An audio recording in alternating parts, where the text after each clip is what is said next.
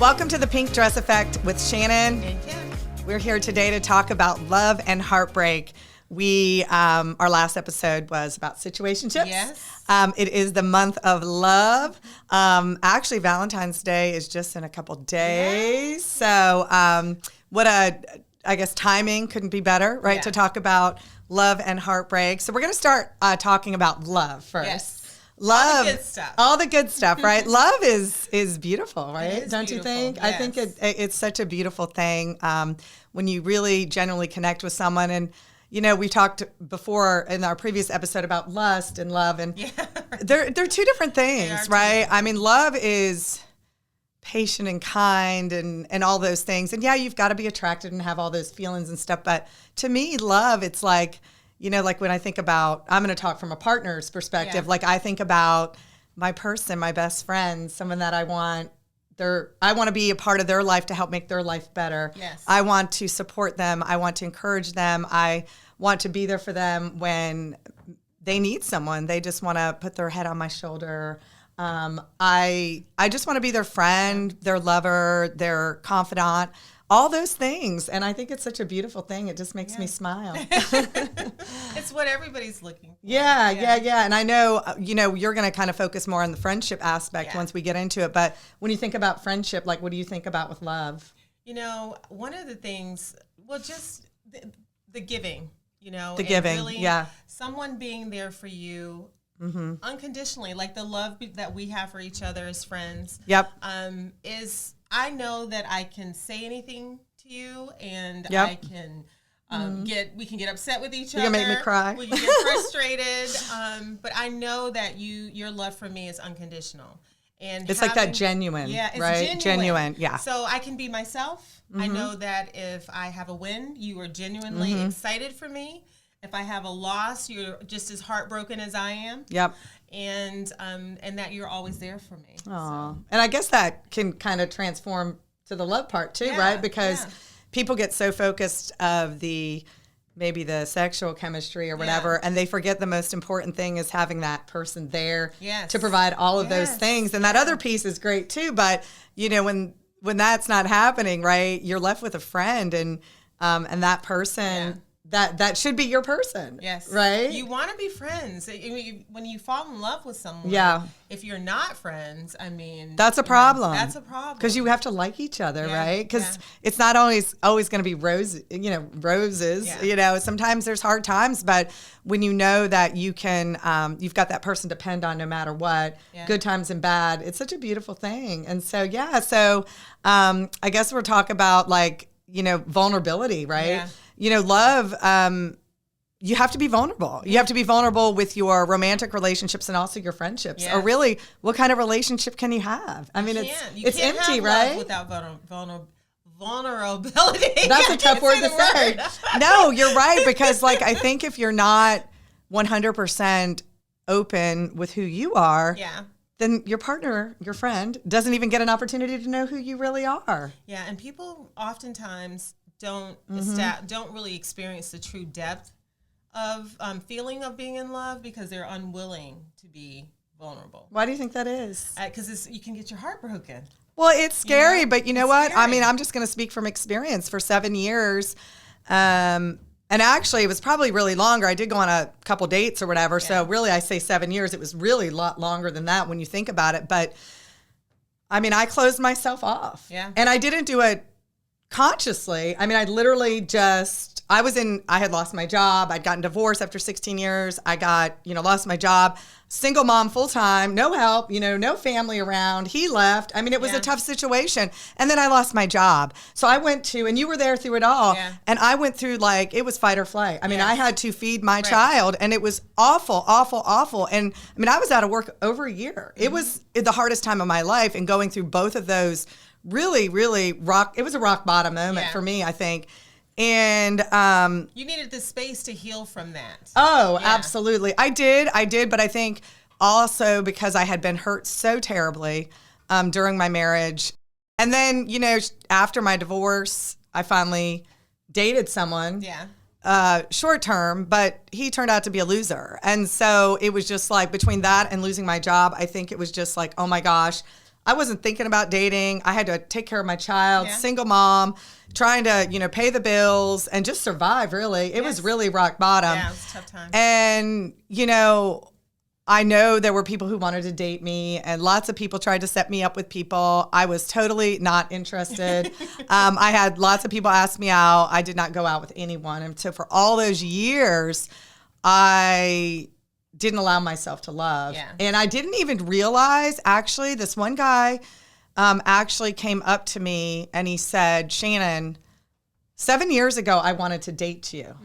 This is at my previous job. And I was like, you did? And my colleague, the girl who worked with me, she goes, well, did you ever ask her out? He's like, no, she just seems so busy raising her son and with this job that, and it was at that moment when he said that, it did something to my brain. Yeah. And I remember going home that night and thinking, oh my gosh. Yeah.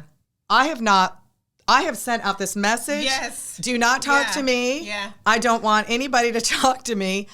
And the energy you were putting out there was repelling people. it was. Yeah, And, lucky for him, he met a wonderful woman who became his wife. And I was like, and you have a beautiful son and all that happened, so good thing you didn't. But, but it was a conversation that really did something to my mind where it was just like, what are you doing?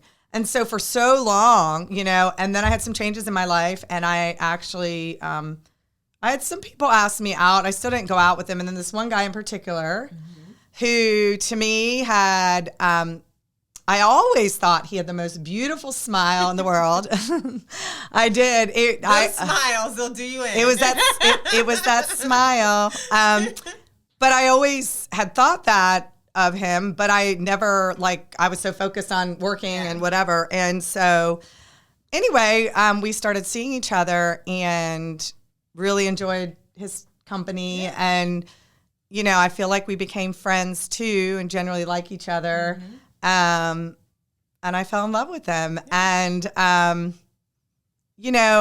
I will always credit him for bringing love back into my life. I don't want to cry because I can feel it.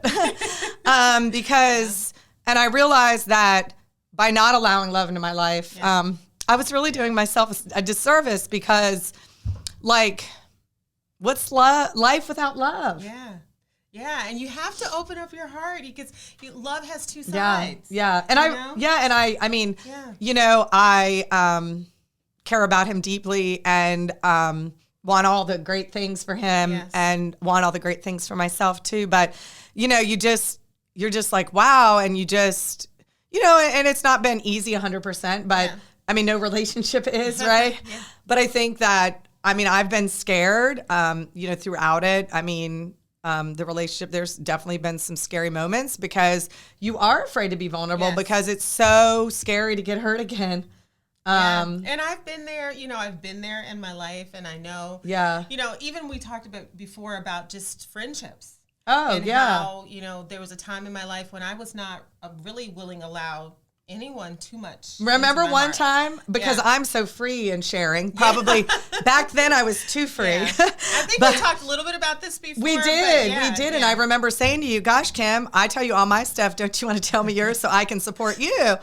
But maybe that triggered you too. I wasn't I wouldn't allow anyone in. I had all sorts of walls and, all sorts of bricks and layers built up. You had that fortress I did. And I would be there for other people and I loved other people, but I wouldn't allow other people to love me. So I wasn't really experiencing the depth of love that I could have. Yeah. And as I began to do that, then our relationship has definitely deepened. Yeah, Although it's we've been beautiful. friends for a very long time. A long time. But over the last, years, then it's deepened and it's more loving and more genuine. And more you genuine. You can't really have genuine love if it's one-sided. No, and friendships too. And you probably have seen throughout your life, you might have a friend, they're going through stuff, whatever. You keep trying to reach out. Yes. Maybe they're not doing it reciprocate, but they're not doing it. But they're not reciprocating at all. Yeah, the relationship's gonna die. It is. It's sad, but it's gonna die because there's no. You can't be giving and get nothing in return, even when you're going through tough times, right? And so that makes it hard sometimes. But life without love. I just now that I've experienced it again, I I don't think I would, even though with love comes the risk of hurt. Yes. I think that, and heartbreak. Yeah. I think it's worth the risk. It is worth every bit of it. I think, right? Yeah. And so I'm like, I think. It is, because you wouldn't know the joy of love and the feeling of being in love and being loved by other people, loving other people. That's why we're here. You wanna feel that emotion, and just because sadness may be experienced, nobody promises us we won't feel sadness. But a life without love is just sadness. Oh. And that's not a life that I want to live. No, it's not a life that I want to live either, because I did live it. Yeah. And I think when I was in that moment, like looking back, I was just on autopilot, raising my son. Yeah, so many things to do. Yeah, but I didn't have a lot of idle time to sit, I don't think, back then. No, you didn't. I really didn't. And so by not having a lot of idle time, that was probably a good thing. Yeah. And hey, maybe I did some of that extra stuff through work or whatever because I didn't want to feel, maybe. Yeah. I don't know, maybe. Yeah. And so I never even felt that void, I guess, in my life until I got it again. Yes. So, it was good. But unfortunately, with love, there's always heartbreak or the risk of heartbreak. There's always the risk of heartbreak. But when I think of heartbreak, right, that could be a lot of different things. It could be, I don't know, like it could be heartbreak like it's over. It could be heartbreak that they hurt you. So I don't necessarily think heartbreak can mean that something's over. Right. But I think that within that relationship, there will be moments of heartbreak, right? Yeah, someone doesn't live up to your expectations. Yes, someone hurts you, whether intentionally or not, they still hurt you. And you have a right to have your feelings, right?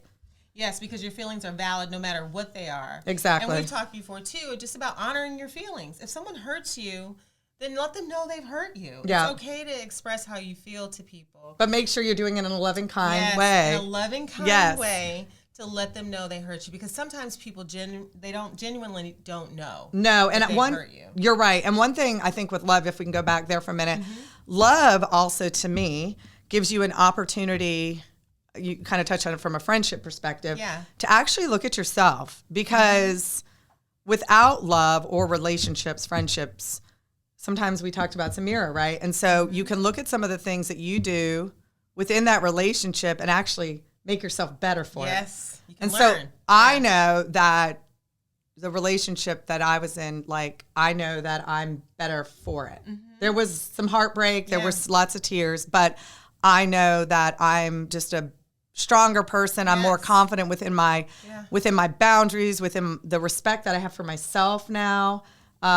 And I don't know that I would have gotten there without that relationship. No, and from the outside observer, looking at it, as your friend through the years, then absolutely, I've seen your growth through different relationships and the experience where you've learned from them. But that's hard work. Like, it's hard, painful work. It's bad. To love someone and experience heartbreak and learn from it. That's tough stuff. It is, but maybe when you get through it all at the other end, it's worth it. Maybe it'll be worth it, or maybe it is worth it. I mean, I think about my divorce.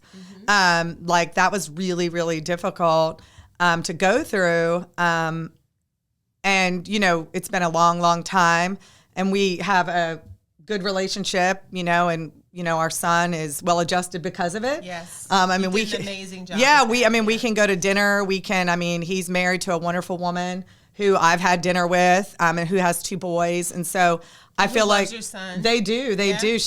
Her family loves my son. She loves my son.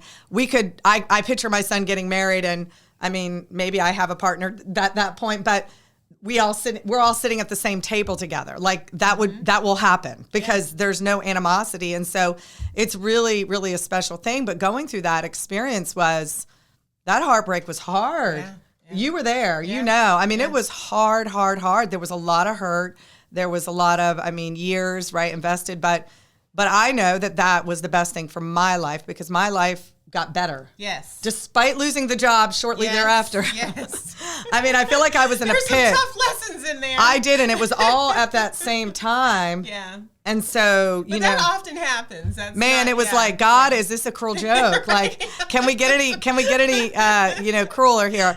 But at the end of the day, going through all of that, obviously it's created me to be the person that I am. I think it was probably healthy for my son as well, because not that we argued and stuff all the time. We really didn't. I mean, it wasn't like that. But, you know, he probably saw some unhealthy dynamics, and you want your children to have healthy relationships. Yes. And so, and our relationship is so healthy now that our son is healthy, right? Yeah. Because of it. And so I would go through all that again to be where I am today, because I know that that marriage needed to end. We got married very young, and, you know, I wish nothing but the best for my ex. And you can have gratitude for it. You know, you have an amazing son. Thank you. And, you know, and you did have a genuine love.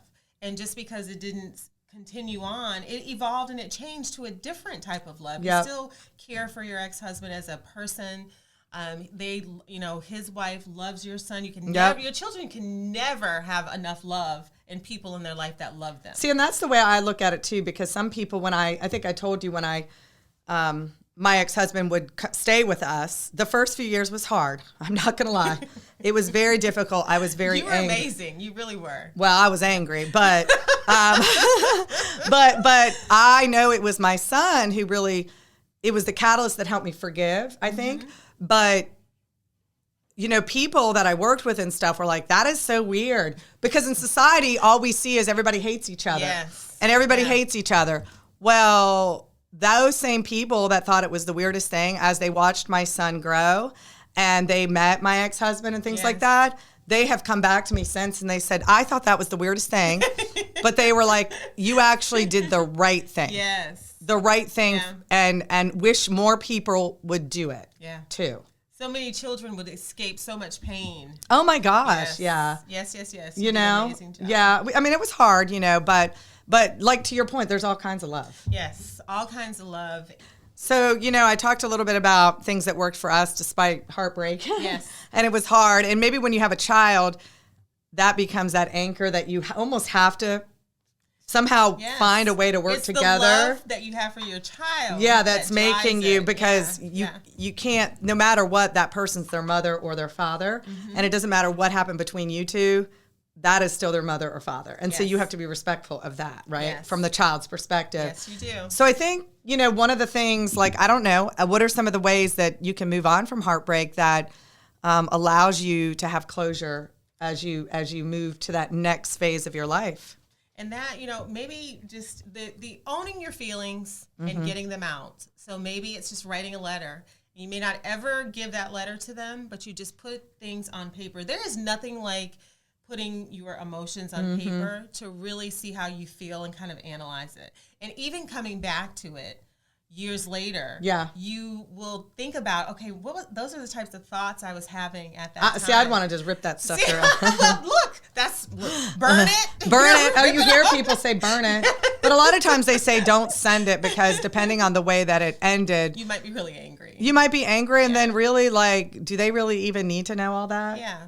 They lost that right, don't you think, at that point? Yeah, because you don't have to, if you've already had that closure, then that vulnerability in that situation might lead to more hurt. And you might, exactly. And it's time to move forward, right? It's time to move forward. And that writing things down, and whether you burn it, rip it, or whatever you do with it, it allows you to have some closure. Yeah. Because you might not get it through a conversation, because they might not be willing to talk to you, and you may never get the answers that you're looking for. You probably never will. I don't think, in some of my circumstances, I haven't. And you just have to, I think that's when you go back into your inward and take care of yourself. Do the things, the self-love.